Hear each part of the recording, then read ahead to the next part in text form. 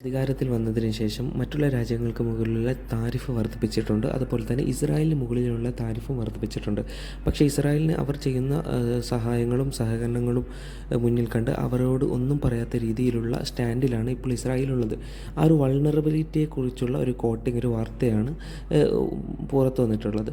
മഅഹദു ദിറാസാത്തിൽ അംനിൽ ഖൗമിയിൽ Israeli national security studies institution പറയുന്നതായിട്ട്, മഅഹദ് ഇൻസ്റ്റിറ്റ്യൂഷൻ ദിറാസാത്തി എന്ന് പറഞ്ഞ സ്റ്റഡീസ്, അൽ അംൻ സെക്യൂരിറ്റി, അൽ ഖൗമി നാഷണൽ ഇസ്രായേലി സെക്യൂരിറ്റി സ്റ്റഡീസ് പുറത്ത് പറയുന്നതായിട്ട്, ഇസ്രായേലിലാ തസൂലു ആയിക്കൊണ്ടേയിരിക്കുന്നു, ഇപ്പോൾ ആണ് എന്നർത്ഥം, മഅരിളത്തൻ വൾണറബിൾ സിറ്റുവേഷനിലാണ്, ഒന്നും പറയാൻ പറ്റാത്ത രീതിയിലാണ്, ലിഖത്തറി തഅസ്സുർ ബിർറുസൂമിൽ ജംരീക്കിയ.